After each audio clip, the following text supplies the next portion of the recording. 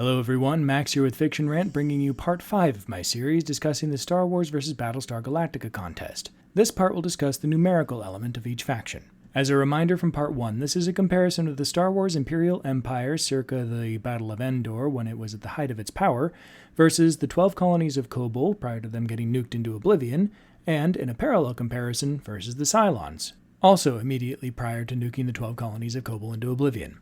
I'll start, as usual, with the Imperials. At the peak of the Empire, the Imperial Navy had literally millions of ships, including an estimated 25,000 Star Destroyers and 1 Death Star. It's a little misleading to talk about the Empire having millions of ships, since that includes every Super Star Destroyer down to every TIE Fighter, but suffice to say, there's a lot of Imperial ships out there ready to enforce the will of the Emperor.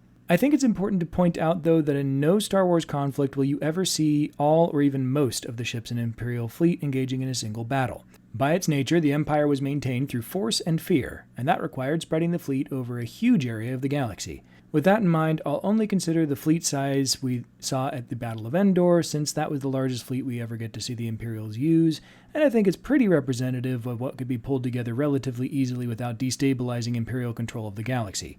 This fleet included more than 11 Star Destroyers, 1 Super Star Destroyer, numerous support craft, and thousands of TIE Fighters.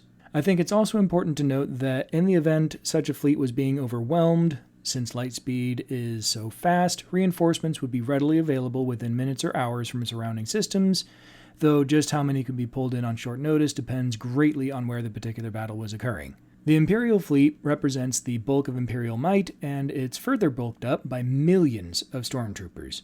The Empire also sports a handful of Force-sensitive people, namely the Emperor himself, Darth Vader, the Inquisitors, the Emperor's Hands, and the Dark Side Elite, though the extent of each of these groups is unclear since Disney rendered much of the info we have totally non-canon. In any case, I think it's safe to say that there are less Force-sensitive warriors in the Imperial Empire than there were Jedi in the Republic era, but that they'd be much more focused on combat rather than self-enlightenment.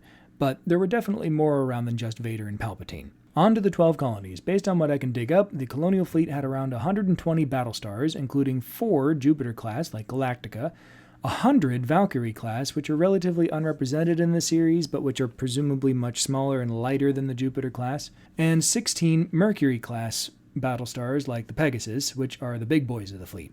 Each of these Battlestars would carry dozens of Viper fighters and several Raptors for support and heavy weapons deployment. Jupiters, in particular, could carry around 3 or 4 squadrons of 20 Vipers each, so up to 80, though Galactica was stated to have a maximum capacity of 160 Vipers, so presumably it could really only field 80 at a time.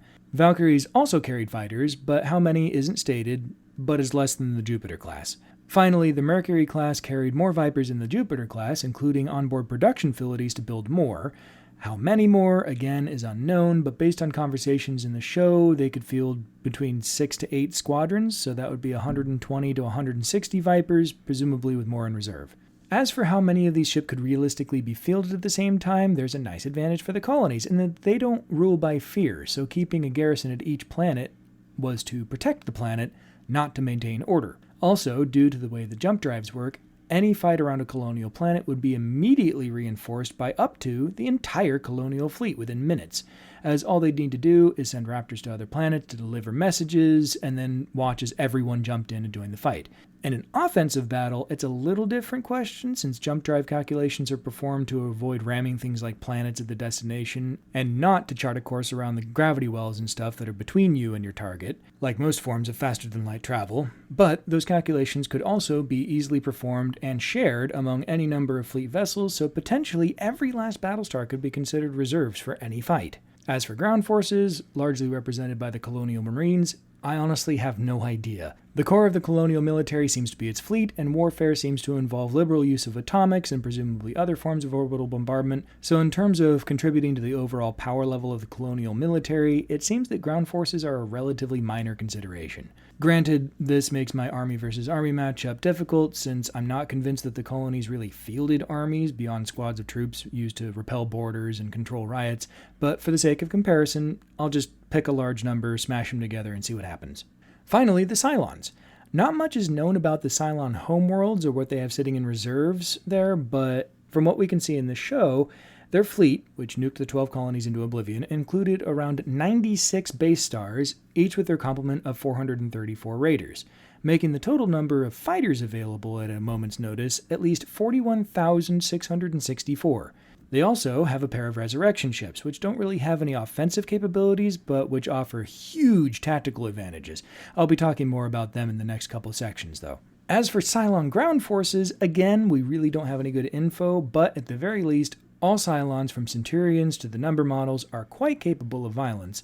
So while again, I don't think that the Cylons would really field an actual army, any and all of their units could definitely contribute in a battlefield situation. All that said, I think it would also be highly unreasonable to assume that Cylons would be capable of fielding an army with comparable numbers to an Imperial army. Each Centurion is an individual, artificially intelligent entity, so while they can be produced in a factory, they can't really be mass-produced like we got to see in the Clone Wars with all the droids being churned out, and Cylon resources and industrial capacity seem to be relatively limited compared to something like the CIS, so producing Centurions at such a scale would probably just not be done for practicality reasons. Again, they use nukes to take out planetary settlements and ships alike. Nukes don't care how big your army is. So there you go. Let me know if I skipped over something I shouldn't have in this summary. This part is relatively straightforward, at least from the space side of things, because we actually have concrete numbers. However, the ground forces numbers for any of the Battlestar Galactica factions, they're basically just huge unknowns, so if you can dig up something that I missed, that would be very helpful. But until next time, live long and prosper, and may the Force be with you.